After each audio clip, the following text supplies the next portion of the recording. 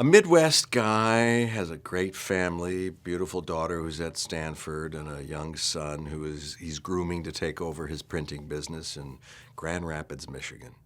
Life is good.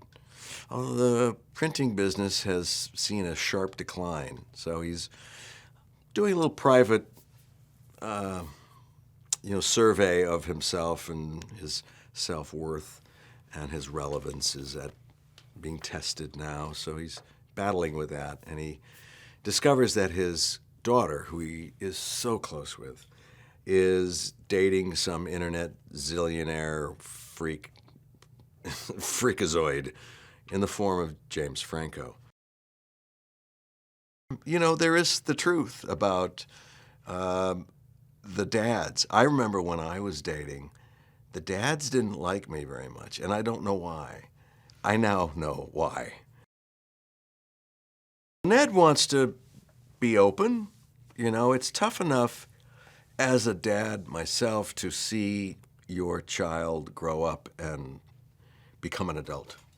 And for us to, after, being responsible for them for all of their lives, and then just voluntarily let go of that grip and, away they go, and the choices they make, and you're a little fearful of how that's all going to play out. These two guys, Ned Fleming and Laird Mayhew, are different in every way.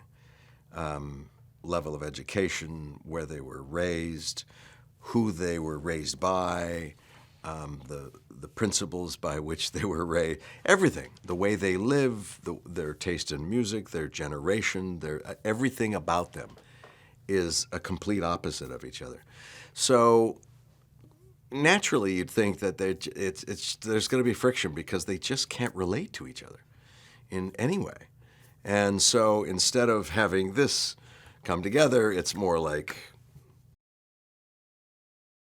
he doesn't have a filter. He says whatever he thinks and says whatever he feels. What's great about the Laird character, though, and we really talked about it a lot before we got into production, is that he is not capable of lying. He is clumsy. He is socially crude and hurts feelings sometimes because he just says what is real and what is honest and what is true, and that we know that that's not always the best policy. He can't help it. So he doesn't have that gear to be able to control himself. But on the other side, he also doesn't have the gear to be dishonest or purposefully hurtful. He can't do it. Being able to play with these actors has been a blast. Keegan-Michael Key, Megan Mullally, Zoe Deutsch, Little Griffin Gluck, my son, they're fantastic. Cedric the Entertainer, really wonderful guy and funny. And James Franco, who constantly just comes up and smashes you in the face with comedy. It's funny. I love doing dramatic roles in Trumbo and All the Way, and doing stage and doing film and Breaking Bad. It's fantastic. But you don't have as much fun as you do on a comedy, because the whole idea is to constantly be thinking of different approaches to make something funny.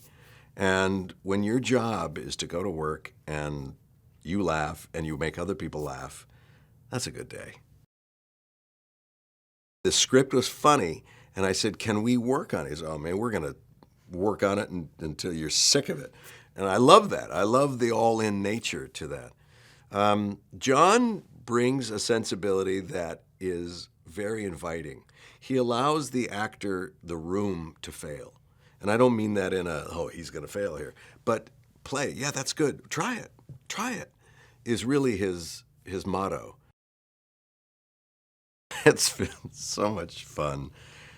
Yeah, the permissiveness. We're like children.